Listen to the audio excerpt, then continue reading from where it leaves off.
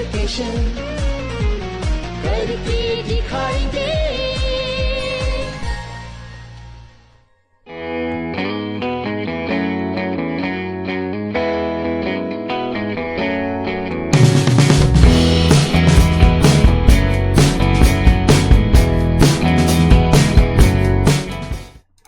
Namaste and welcome to the next Confidence Booster by PT Education.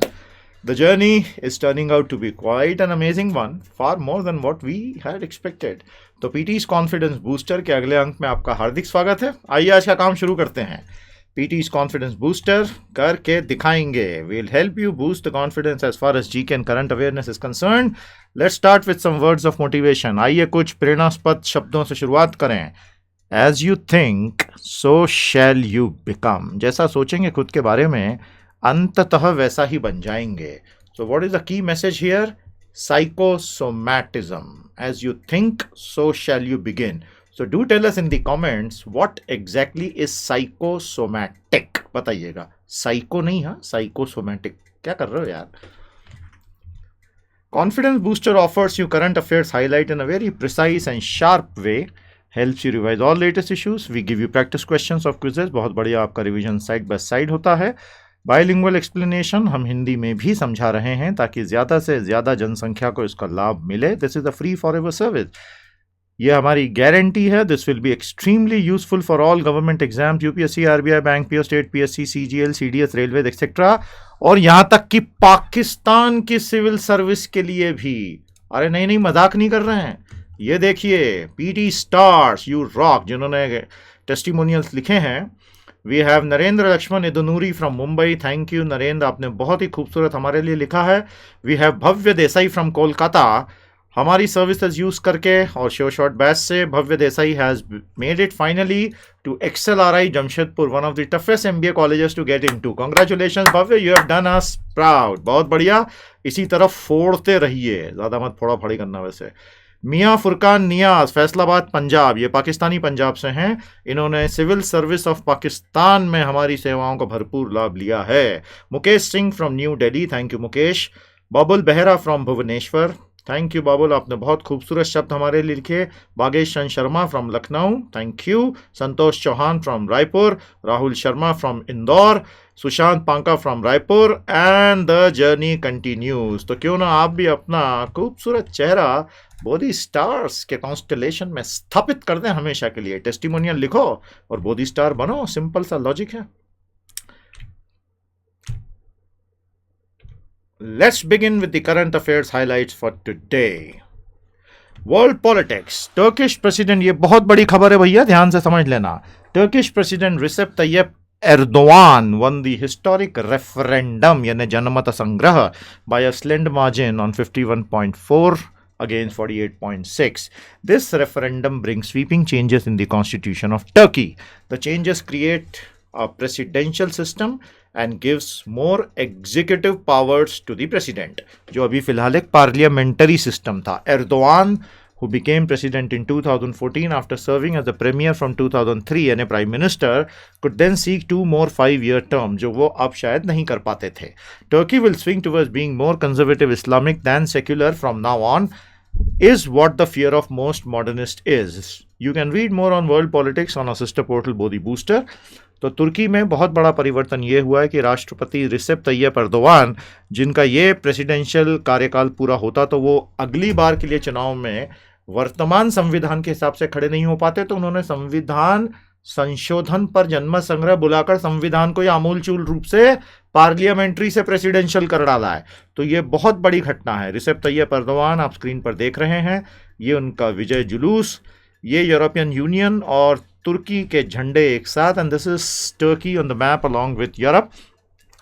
तुर्की जिस क्षेत्र में आता है उसे यूरेशिया कहते हैं क्योंकि ये लैंड ब्रिज है एशिया और यूरोप के बीच में. यूरोपियन यूनियन से जुड़ने की इनकी बातें बहुत समय से चल रही हैं. इमिग्रेशन क्राइसिस, जो इलीगल इमिग्रेंट थी, उसको रोकने में टर्की का सबसे बड़ा हाथ रहा. EU ने बहुत सारे वादे किए थे, लेकिन रूस की भी दखलंदाजी होने के बाद चीज़ें रुक गई हैं. ब्रीफ हिस्ट्री ऑफ टर्की, आप इसे डिटेल में बाद में पढ़ लीजिएगा. तुर्की का संक्षिप्त इतिहास आपको पता ही होगा. 700 से 800 वर्षों तक ऑटोमन एम्पायर था, उस्मानी साम्राज्य। It was a modern Islamic empire. उस्मानी साम्राज्य और Ottoman, OTTOMAN। First world war के बाद एलाइड पावर्स ब्रिटेन, फ्रांस और रशिया ने हरा कर उसके टुकड़े टुकड़े करने का निश्चय किया। तब आधुनिक तुर्की के संस्थापक स्क्रीन पर आए, मुस्तफ़ा केमाल अतातुर्क। स्क्रीन पर जो बड़े से दिख रहे हैं वो हैं अतातुर्क, जिन्होंने मॉडर्न सेक्युलर टर्की बनाया। और ठीक सामने बैठे हुए एर्दोआन, जो ठीक रिवर्स गियर में उल्टी दिशा में ले जाएंगे जस्टिस और डेवलपमेंट पार्टी, AKP। इसको पूरा पढ़ लीजिएगा। एक लंबा इतिहास 100 वर्ष का हमने एक पन्ने में आपके लिए समराइज कर दिया है। हम तो हैं ही महान, क्या कहें खुद की तारीफ में, ताली बजाओ। Companies, products and services. Now we come to the second highlight for today. IT major Infosys will focus more on local hiring in America to come to terms with the visa-related issues. ये finally official policy है. The company also plans to set up development and training centers there. Infosys has always favored a healthy mix of local and global personnel, although it increases operational cost. देखिए, Infosys के लिए भारत के हजारों engineers की easy recruitment कम दरों पर हमेशा profitability का काम करता था, लेकिन अब उनकी मजबूरी है कि उनको मिक्स में ग्लोबल परसेंटेज बढ़ाना पड़ेगा। सरप्राइजिंगली इंडियन IT कॉलेजेस और engineering colleges that depend on mass hiring are not complaining too much, found some other way perhaps. Protectionism और नेशनलिज्म पर बोधी बूस्टर पर बहुत कुछ पढ़ने के लिए है, अवश्य पढ़िएगा। तो इंजीनियरिंग कॉलेजेस से मास हायरिंग का पूरा प्रोफाइल ही अब धीरे धीरे बदलता चला जा रहा है। Many of your engineers who are watching me right now, watching this session, do tell us how has your college coped up with these changes, or have some changes really happened or maybe not. बताइएगा, आप grass root से reporting करें। Indian economy, भारतीय अर्थव्यवस्था। After having opted for multiple rates under the new GST regime, the government of India is now looking to keep variations in rates on similar types of products at a minimum to ensure that the new tax structure does not become too complicated. देखिए, पहले दिन से ये बार बार चिंता जताई जा रही थी, हमने भी अपने सेशंस में बार बार कहा है। भारत ने प्रैक्टिकली 5 GST रेट्स तय कर लिए हैं। वो 5 रेट्स क्या हैं बताइएगा हमको।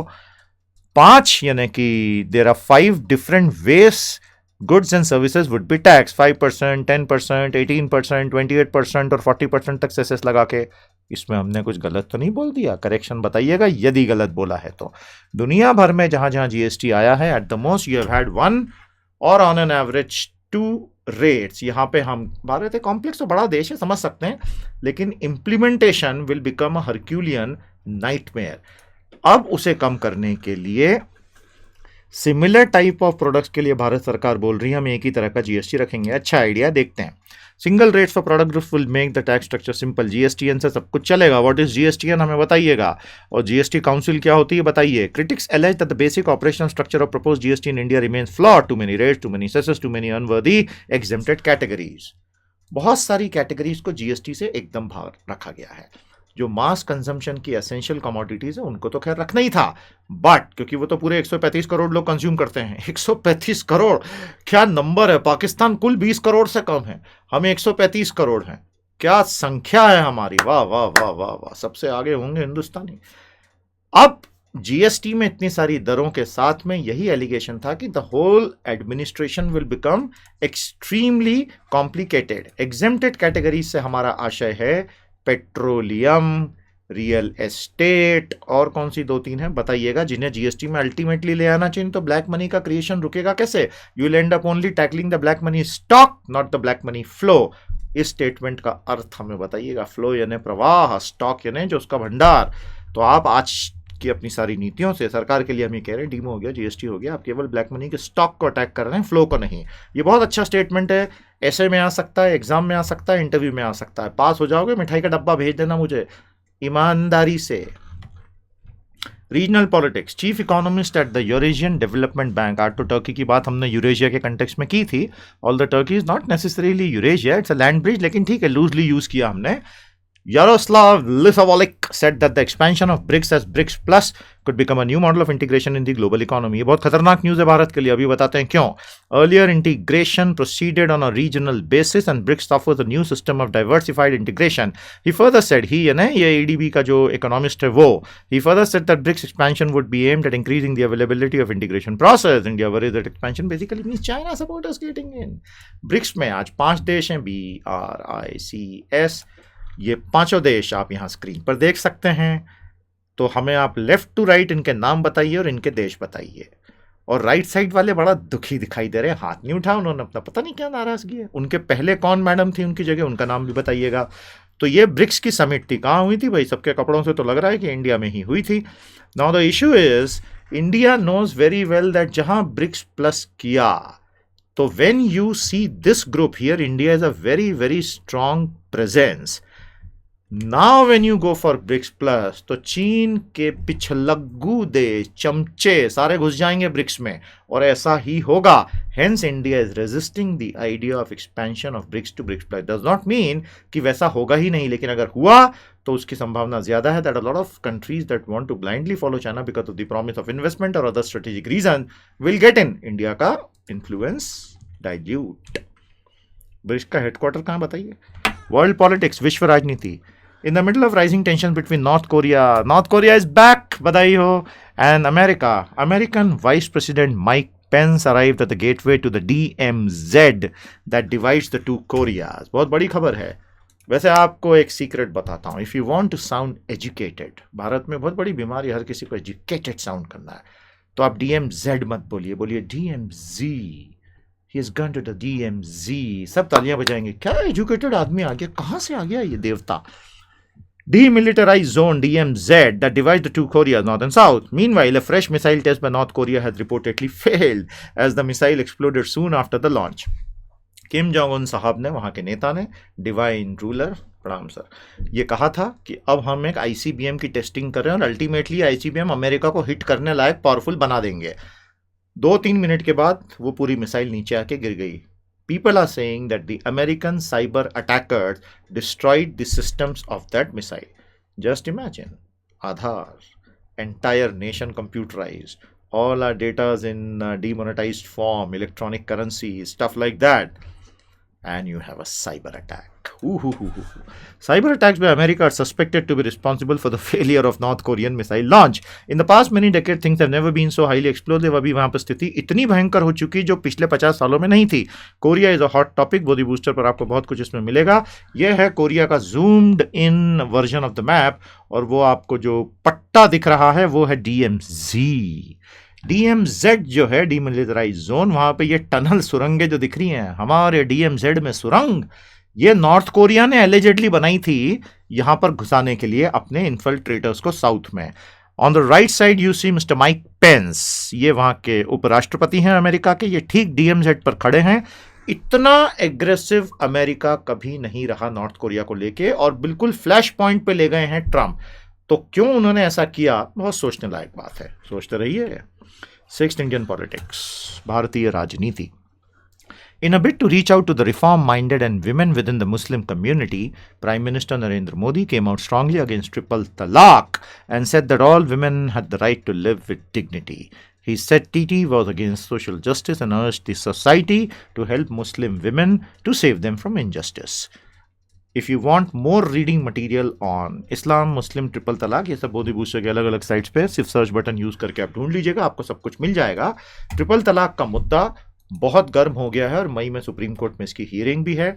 All India Muslim personal law board, ये सुन्नियों का है, शिया का एक अलग है।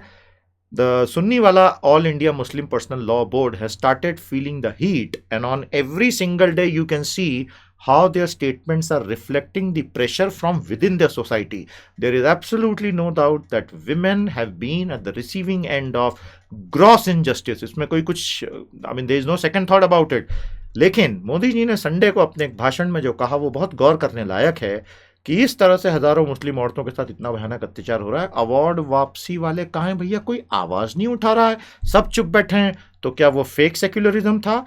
जो अवार्ड वापसी वाले लोग थे उनका कहना है ये फेक सेक्युलरिज्म नहीं था, यही सच्चा सेक्युलरिज्म है, तुम सब के सब फेक हो। तो आप तय करें सही क्या है गलत क्या है। Seven society and culture, the all India, इसी को अब हम स्लाइड में भी बता देते हैं। द AIMPLB, ये सारे फुल फॉर्म्स वगैरह आप याद रखिएगा, has once again warned against any outside interference. तो हमें बताइएगा यूनिफॉर्म सिविल कोड भारतीय संविधान की कौन से आर्टिकल के तहत आता है, कौन से चैप्टर के तहत आता है? यूनिफॉर्म सिविल कोड यानी समान नागरिक आचार संहिता, आचार, हाँ आचार नहीं। Against any outside interference in the personal laws of the Muslims, The General Secretary Maulana Muhammad Wali Rahmani said that the Muslims have the right under Indian Constitution to practice their personal laws. He is absolutely right about it. The AIMPLB declared a social boycott of those Muslims misusing triple talaq. ये एक बहुत बड़ा climb down है यदि आप समझ पाए हैं तो। पहली बार ऐसा हो रहा है कि ये आगे बढ़ के बोल रहे हैं कि जो मर्द 3 तलाक की प्रथा का दुरुपयोग करेंगे और जिस तरह शरिया कानून के तहत वो वाकई में होना चाहिए स्ट्रक्चर्ड तरीके से वैसा नहीं करेंगे, उनका हम सोशल बॉयकॉट कर देंगे। ये इन्होंने पहली बार कहा है। And issued a code of conduct for the Muslim community. लेकिन अब जिस तरह से मुस्लिम औरतों के इंटरव्यूज टेलीविजन पर आ रहे हैं अलग अलग चैनलों पे, वो खुल के, और कई लोग नहीं भी खुल के, कई लोग AIMPLB के साथ में ही हैं, कई लोग विरोध में हैं कि हमें इस जन्म में अभी न्याय चाहिए, बाद में क्या होगा वो बाद में देखेंगे। Which marks a huge turning point for the fight for social justice in India. Energy. The coal sector reforms initiated by the Modi government to improve coal quality and efficiency in the supply chain have started to show result. देखिए, from coal to final electricity, Bharat का maximum electricity generation thermal power plant से होता है। विद्युत उत्पादन भारत का अधिकतर हिस्सा ताप विद्युत ग्रहों से, जिसमें कोल यानी कोयला जलाया जाता है। तो कोयले को उत्खनन करना, द माइनिंग ऑफ कोल, से लेके फाइनल बिजली बनने तक की जो पूरी साइकिल है, उसमें माइनिंग हो गई, वॉशिंग हो गई, क्लीनिंग हो गई, ग्रेडिंग हो गई, ट्रांसपोर्टिंग हो गई, सप्लाई हो गई, वगैरह वगैरह वगैरह, वो सब से जुड़ा हुआ ये मुद्दा है। भारत की सबसे बड़ी कोयला कंपनी का नाम बताओ। have started to show results. Supply chain जो मैंने अभी उसके हिस्से बताए थे. These initiatives have brought down the cost of power from coal-fired plant in spite of revision in coal prices. तो आप देख रहे हैं कितना जबरदस्त हुआ. मैं इसका दूसरा एग्जांपल और देता हूं आपको. यहां पर पूरा स्टेटमेंट पहले पढ़े. दीज इनिशिएटिव्स, तो मोदी गवर्नमेंट के कौन से इनिशिएटिव्स? कोल क्वालिटी और एफिशिएंसी इन सप्लाई चेन वाले initiative have reduced the cost of power from coal-fired plant in spite of a revision in coal prices, कोयले की कीमतें बढ़ी उसके बावजूद, सेंट्रल सेसेस, केंद्रीय सेस बढ़ गए, अधिभार, एंड रेलवे फ्रेट, और रेलवे के सारे किराए, माल ढुलाई के किराएदार, ये सब बढ़ने के बावजूद बिजली की कीमत कम हो गई है.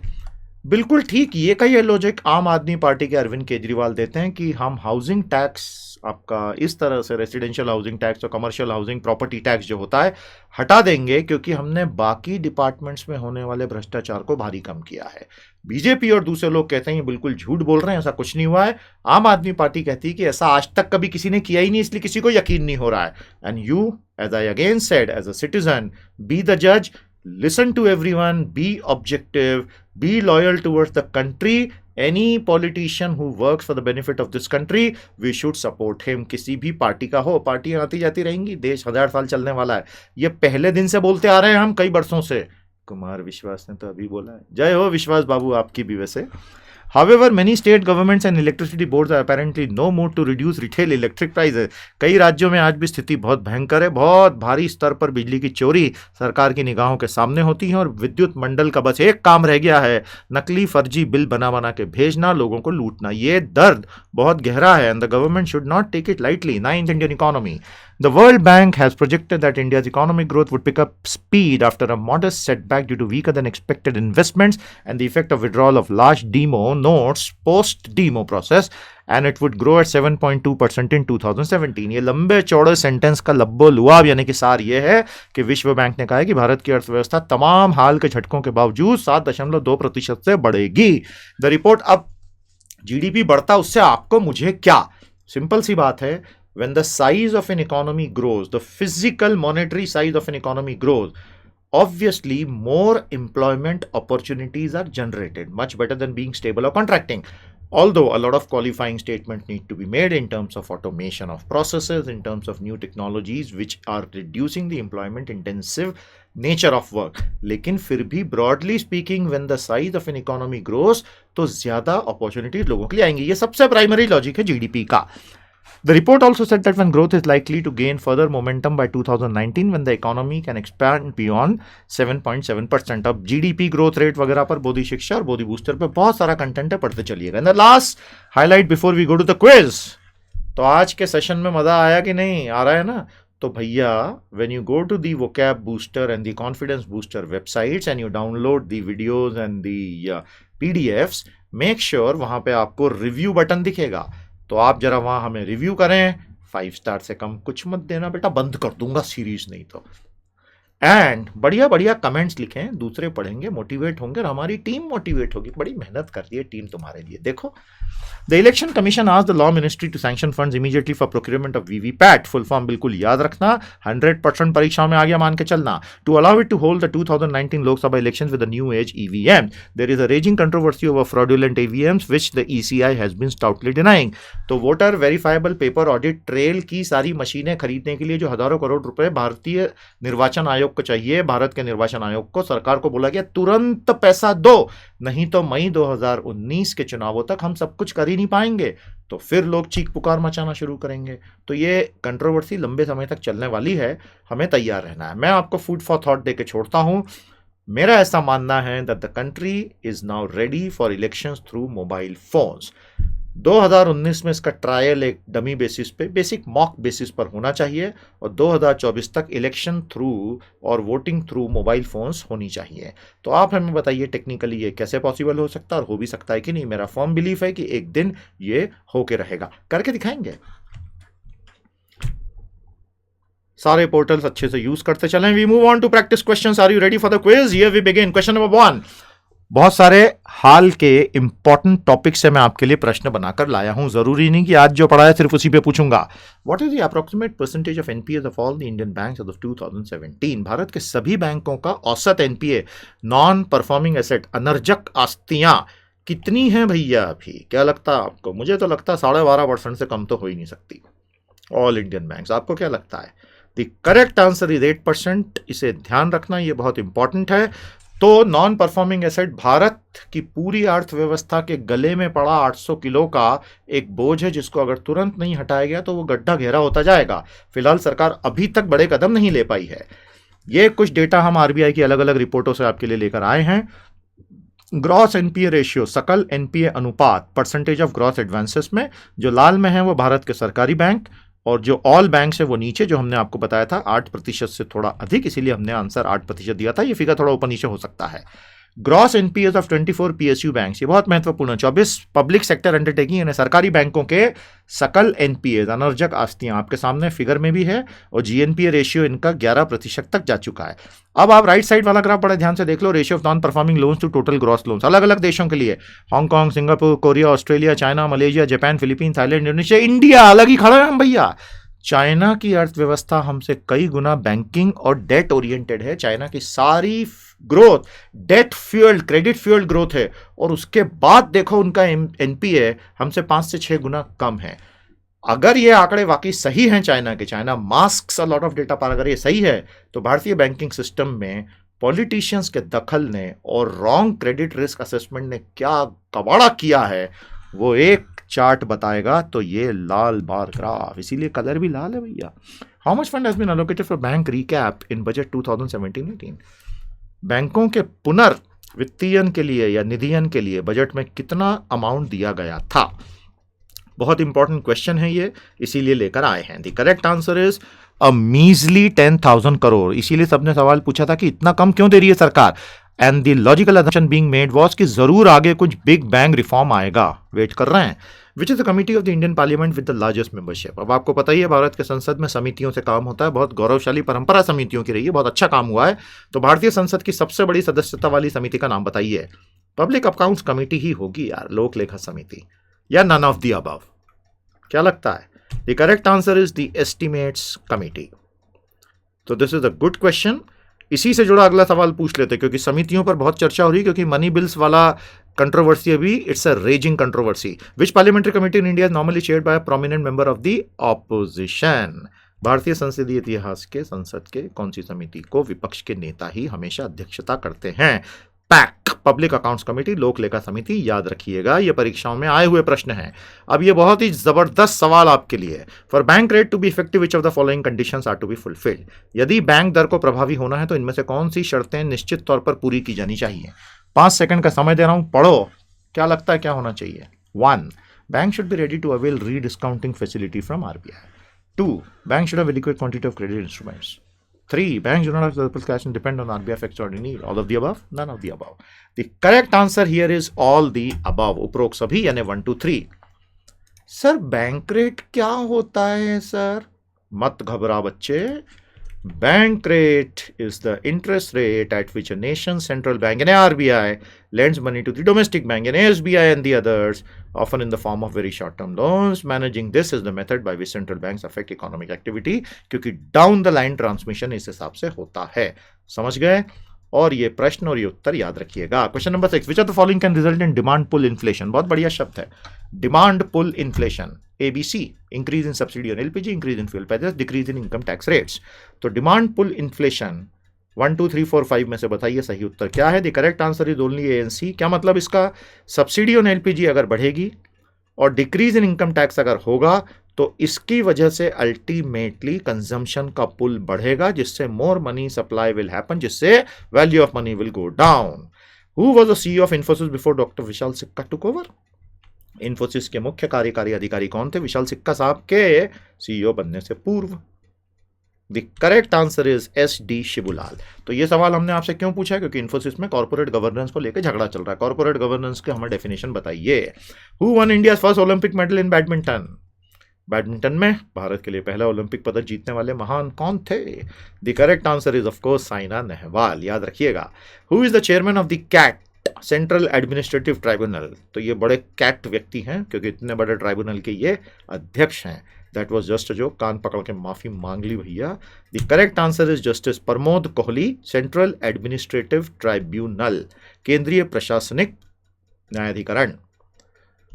And the last question for today, internet access by transmitting digital data over the wires of a local telephone network is provided by what kind of a service? जब आप एक स्थानीय टेलीफोन की तार पर इंटरनेट डेटा चलाते हैं तो उसको क्या सर्विस कहते हैं? उसे कहा जाता है DSL अर्थात डिजिटल सब्सक्राइबर लाइन. उम्मीद करते हैं ये सारे प्रश्न आपको बहुत अच्छे लगे. So now it's time for us to motivate you once again. उसी लिए पैदा हुए हैं भैया. If you do what you always did you will get what you always got. जीवन में परिवर्तन चाहिए तो कुछ नया करना पड़ेगा, क्योंकि आज तक जो करते आए हो यदि वही करते रहे तो नतीजे वही मिलेंगे जो आज तक मिलते रहे. सुबह जल्दी उठा कर बेटा. हाँ, रात को इंटरनेट जल्दी बंद किया कर जरा. That's all we have for you in this session of confidence booster. उम्मीद करते हैं कि आप लगातार ये सेवाओं का उपयोग करेंगे. अब तुरंत जाएं आप quiz.pteducation.com पर. आज का सेशन वहां पे लोडेड है, उसे भी देखें और PDF करें और रेटिंग और कमेंट अवश्य दीजिएगा. मेरी तरफ से भी इतना ही. Regarding vocabulary booster, a very very important announcement हमने पहले कहा था, इस पेंडिंग. नेक्स्ट सेशन में वो होगी. बहुत शानदार एक कोर्स हम आपके लिए ला रहे हैं जिसमें आपको जरूर एनरोल करना चाहिए. Do watch the next session of vocabulary booster in which we'll make that announcement. That's it from me for this. See you very soon. नमस्ते. जय हिंद. एजुकेशन करके दिखाएंगे.